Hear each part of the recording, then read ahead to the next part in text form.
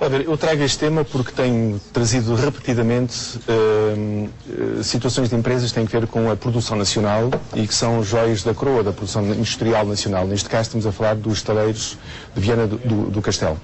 A indústria naval em Portugal está prejudicada pelo desaparecimento da siderurgia, visto que agora temos que comprar matéria-prima que antes produzíamos, e está prejudicada pelo desaparecimento da marinha mercante, na prática, que era um grande cliente dos nossos estaleiros.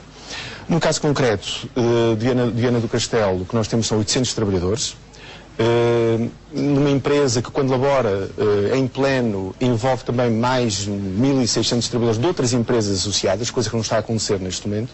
Neste momento o que está a fazer os estaleiros é uma atividade de manutenção de barcos militares, o que ocupa 30% da sua capacidade, e tem uma perspectiva de encomendas de um conjunto de barcos, também militares, 10 patrulhões, dos quais 2 já estão concretizados, mais 5 lanchas com hipótese de mais 3 lanchas a posteriori, e sobretudo a hipótese do navio LPD, que é um navio polivalente de logística militar, que seria muito importante que fosse para os estaleiros navais de Viana.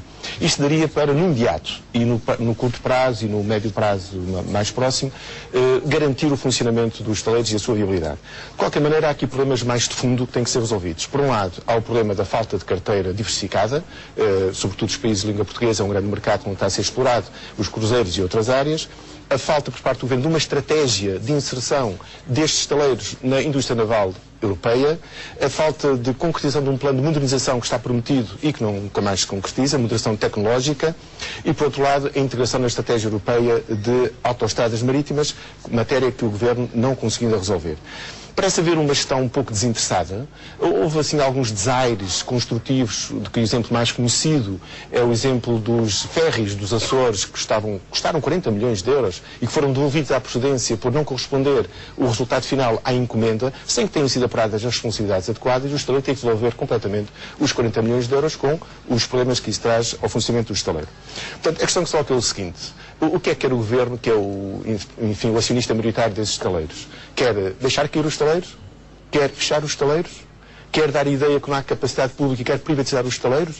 Portanto, a questão que se coloca é que nenhuma destas hipóteses é boa. O que interessava aqui assim era intervir na modernização real destes estaleiros, encontrar a tal carteira diversificada e garantir que esta joia da coroa da produção industrial naval em Portugal se desenvolva e cumpra o seu papel fundamental no equilíbrio das contas externas do nosso país, visto que é uma empresa potencialmente e poderosamente exportadora. Portanto, era este apelo, e a razão que trago este tema aqui é para tornar visível este problema. Eu acompanho a reflexão do Dr. Bagão Félix, só juntar aqui mais um ou outro elemento. Em 2008, com as medidas que tomou o Governo em relação aos certificados da Forro, o saldo entre os novos certificados e o resgate de verbas foi de 852 milhões de euros, a favor da saída do dinheiro. Não é? Em 2009 foram 327 milhões a favor da saída do dinheiro. E neste momento os certificados da Forro, que deviam ter um papel importante na dívida pública, são apenas 10% da dívida pública. Portanto, é um aspecto negativo. Isto é, o Estado decidiu prejudicar-se de duas maneiras. Primeiro, não permite aos aforradores prejudicar as pessoas, terem algum rendimento. Por outro lado, prejudica-se a si próprio na medida em que, no caso das obrigações e dos títulos dos bilhetes do Tesouro, o que acontece é que é só para as instituições, e quando em caso de resgate não há 20% de IRS, que está no caso dos individuais, que retornam ao Estado. Portanto, isto quer dizer que é um prejuízo total. Em relação à forma de cálculo, eu creio que haveria alguma coisa a fazer. Eu tive acesso a uma proposta que o PCP vai apresentar na próxima semana, na sede do debate do Orçamento de Estado, em que vai propor a alteração da forma de cálculo da remuneração bruta dos certificados da Forro. Isto é, a atual fórmula é 0,85 vezes Euribor 3 meses mais 0,25. A proposta é 0,75, isto é, mais 0,50 para reforçar a remuneração bruta. Isto dá um resultado deste género. A remuneração bruta atual é 0,8, a remuneração bruta possível é ser 1,3, que não resolve o problema, mas acaba por ser bastante mais atrativo do que a atual situação. E isto sem mexer naquele prémio de permanência, que se manteria como está, apesar de não ser a melhor solução. Portanto, o que está em causa é o seguinte: o Estado decidiu endividar-se, como há pouco referiu, sobretudo ao capital privado. E decidiu endividar-se ao estrangeiro. E decidiu não se endividar e aproveitar a poupança dos portugueses para se autofinanciar internamente e diminuir a dívida externa. E isso é grave. Carlos Vassal, a declaração final. Bom, eu trago aqui uma questão muito sensível, que é a questão do bullying, que está a fazer a agressão física e psicológica continuada, que está a fazer, e assim, o debate nacional muito forte, e trago-a com alguma cautela. A primeira questão, eu queria aqui deixar uma solidariedade muito forte aos familiares da criança que morreu, que foram vítimas dessa tragédia, o Leandro e a sua família toda, e mesmo os seus amigos, né? Mas queria pôr alguma água na fervura em relação a certas coisas que tenho vindo a ouvir a propósito deste assunto. A primeira questão que queria dizer é que o bullying e este tipo de comportamentos existe há tanto tempo quanto existe escola. No caso das escolas, existe há tanto tempo enquanto existem crianças e jovens que lidam uns com os outros. Pronto, primeira questão.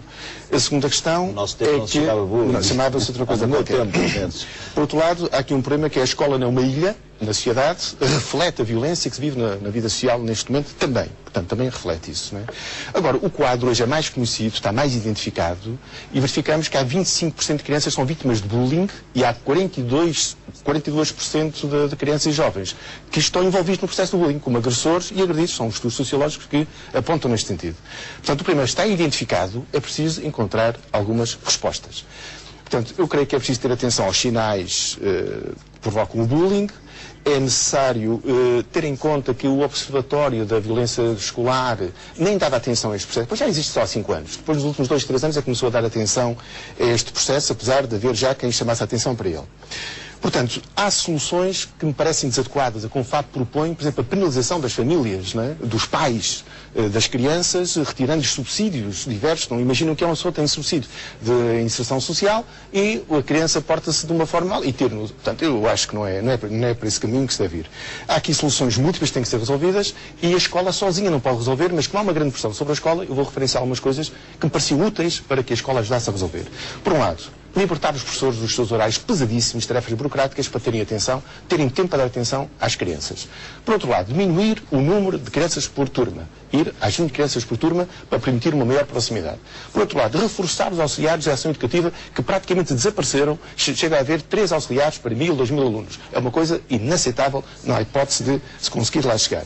Por outro lado, em última análise, resolver o problema com medidas práticas e institucionais. Concretamente, agora refiro outra vez uma iniciativa do PCP, que é a criação de gabinetes pedagógicos de integração escolar, com psicólogos, com assistente social, com a comunidade, com os professores, com os alunos, para integrar o conjunto da comunidade na solução deste problema e não irmos para soluções avulsas, soluções que não têm sentido e que não permitem resolver o problema de fundo. Última nota. A escola, apesar disto, é um lugar seguro. E é preciso que se tenha isso em conta, porque senão entramos numa situação muito difícil na relação com a escola.